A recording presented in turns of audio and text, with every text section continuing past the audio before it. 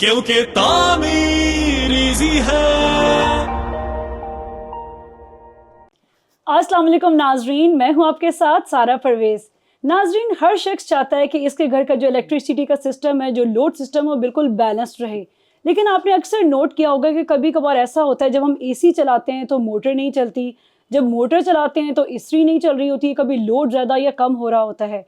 इसके अलावा आपने अक्सर नोट किया होगा कि समटाइम्स घर का कोई एक ऐसा हिस्सा होता है, रूम होता है या घर का कोई पोर्शन होता है, वो बिल्कुल ब्लैकआउट हो जाता है। ये तमाम मसले क्यों होते हैं? ये तभी होते हैं जब हमारे पावर डिस्ट्रीब्यूशन बोर्ड का जो सिस्टम है, जो फंक्शन है, वो प्रॉपर्ली इंस्टॉल ना किया गया हो। इसी टॉपिक पे बात करने के लिए आज तामीरीजी के प्लेटफॉर्म पर हमें एक एक्सपर्ट ने ज्वाइन किया है। हमारे साथ मौजूद हैं जनाब वकास मुगल साहब। इन्हें हम इस शो में वेलकम करते हैं।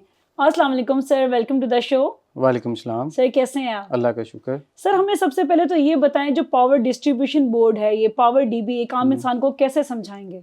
बेसिकली पावर डीबी आपके घर का एक सेंट्रल कंट्रोल पॉइंट होता है जो वापडा से आने वाली पावर, जनरेटर, यूपीएल, सोलर से पावर को लेकर आपके घर के हालात को बिजली फराम करता है। उस मकसद के लिए जो बॉक्स लगाया जाता है, जिसके अंदर बस बार होती है, मेन ब्रेकर होता है, ब्रांच ब्रेकर होते हैं, फेस इंडिकेटर होते हैं, इसके अलावा उसमें वोल्ट मीटर, एम्पेयर मीटर होते हैं, उसको पावर डीबी कहते हैं। ठीक है सर, हम घर में अक्सर नोट करते हैं कि ये जो पावर डिस्ट्रीब्यूशन जो बोर्ड्स होते हैं, ये डिफरेंट डिज़ाइन के होते हैं, तो क्या इनका सिर्फ डिज़ाइन डिफरेंट होता है?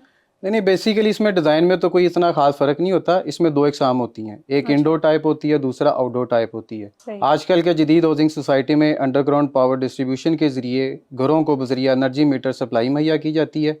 इसके लिए आउटडोर डीबी से कनेक्शन किया जाता है, जबकि घर का अंदर का लोड ज़्यादातर इंडोर डीबी के साथ किया जाता है। सर आपके ओपिनियन के मुताबिक ये क्यों लगाना ज़रूरी है?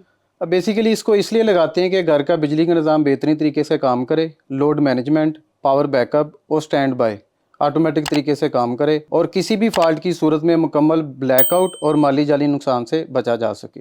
ठीक हो गया सर, हमें ये बताएगा कि ये किस स्टेज पे लगाना चाहिए?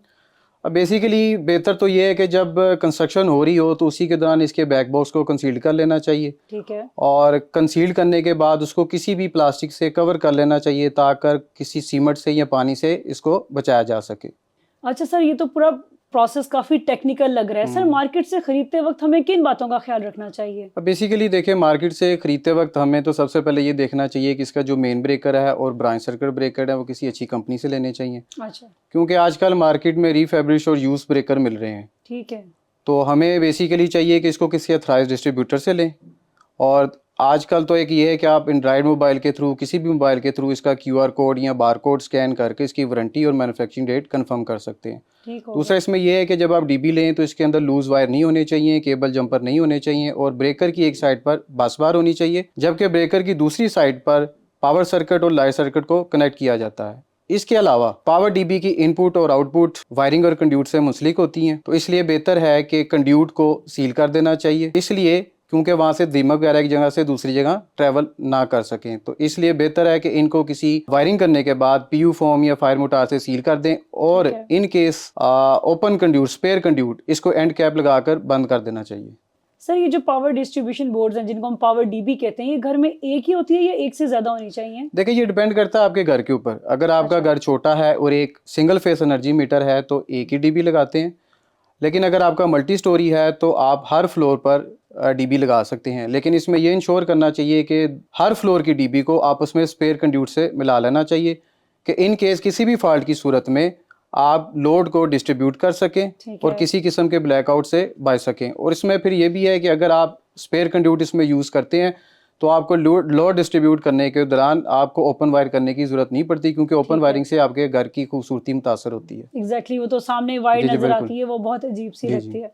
ठीक है, सही तो आपने बता दिया। वाकई अगर ओपन वायर हो तो वो आपकी घर की खूबसूरती को बहुत इफेक्ट करती है। सर हमारे घर में अक्सर ये इशू होता है कि हम जब आयरनिंग करते हैं, जब इस्त्री चला रहे होते हैं, तो अगर इस्त्री चला रहे हैं तो मोटर पे लोड पड़ रहा है, मोटर चला रहे हैं तो फिर किसी और जगह पे एसी सही तरह नहीं चल रहा, ट्रिप कर रहे हैं। सर ये प्रॉब्लम को हम किस तरह कैटर करेंगे? अब बेसिकली सबसे पहले तो ये देखना चाहिए कि अगर तो आपके घर के अंदर सिंगल फेस कनेक्शन है तो आपको सिंगल फेस डीबी लगानी चाहिए। और अगर आपका एनर्जी मीटर 3 फेस है तो आपको 3 फेस डिस्ट्रीब्यूशन बोर्ड जो सा वो लगाना चाहिए। ठीक है। अमूमन होता ये है कि अगर आपके कमरे में जैसा कि मसले मसाइल आते हैं कि जी कमरा पूरा ब्लैकआउट हो गया, उसकी वजह यही होती है कि इलेक्ट्रिशियन जो सा है एक ही फेस को पूरे कमरे में यूज़ कर लेता है। ठीक है। अगर वही फेस वापडा से ना आ रहा हो तो पूरा कमरा ब्लैकआउट हो जाता है। तो इसके लिए इसको सॉल्व करने का सबसे अच्छा तरीका ये है कि इससे तो एक तो लोड को बैलेंस रखें, दूसरा इससे बिजली की बचत भी हो सकती है। सही। इसमें अब ये है कि आप तीनों फेज से कमरे में लेकर जाएं और हर फेज के ऊपर डिफरेंट लोड कनेक्ट करें। एग्जाम्पल मिसाल के तौर पर जैसे आपके घर में एक कमरे के अंदर फैन है और लाइट्स हैं, इसको आप एक फेज के साथ कनेक्ट कर लें, एसी को दूसरे के साथ कनेक्ट कर लें। ज़्यादा लोड लेता जी जी है, बिल्कुल। इसी तरह पावर सॉकेट उसको तीसरे सर्किट पे कनेक्ट कर लें। इसी तरह आप ये प्रैक्टिस दूसरे कमरे में दोहराएं। सिर्फ इस चीज़ का इंश्योर करना है कि फेस आपस में तब्दील हों। सर ये दीमक और डीबी का आपस में क्या कनेक्शन है? बेसिकली ये एक ऐसी चीज़ है जिसको लोग अपने घर बनाते वक्त इस चीज़ को इग्नोर कर देते हैं, और इससे फिर ये होता है कि दीमक आपके जो घर की लकड़ी वगैरह है, कोई डीबी का फ्रेम वगैरह, उसको डैमेज कर देते हैं। तो जैसे आप ग्राउंडिंग करवाते हैं तो उसके लिए अर्थ पिट भी बनवाते हैं, इसी तरह बाहर के सर्विस प्रोवाइडर के लिए आप कंड्यूटिंग भी मुहैया करते हैं। एग्जैक्टली। तो दीमक ग्राउंड से इन पाइप के थ्रू ट्रेवल कर कर एक जगह से दूसरी जगह जाते हैं और वहाँ से वो डीबी के बॉक्स तक आ जाते हैं। अगर आपके डीबी का जो फ्रेम है वो लकड़ी का बना है तो उसको भी डैमेज करते हैं। फिर वहाँ से ये ट्रेवल करके आपके बॉक्स तक आ जाते हैं, फिर बॉक्स से आपके डोर को डैमेज करते हैं। वो तो करते करते पूरे घर के अंदर। उसकी वजह ये है कि आपके जो बैक बॉक्स हैं, आपके स्विच सॉकेट हैं, वो मोस्टली दरवाजों के साथ लगे होते हैं। तो इसलिए इन चीज़ों से बचने के लिए ज़रूरी है कि आप कंड्यूट को प्रॉपर सील कर दें, और ये भी इंश्योर करें कि जब आप कंड्यूट ले कर लें तो उसके बाद इसके अंदर एंटी टर्माइट स्प्रे कर दें, ताकि इस किस्म के दीमक के ट्रैवलिंग को हम रोक सकें। Thank you so much sir.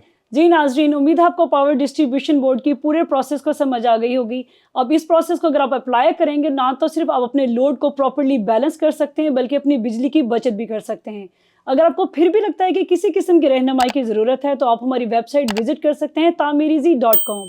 अपना बहुत ख्याल रखिएगा। अल्लाह हाफिज़। कंस्ट्रक्शन से रिलेटेड रहनुमाई और अपडेट्स के लिए विजिट कीजिए tameereasy.com। क्योंकि तामीर इजी है।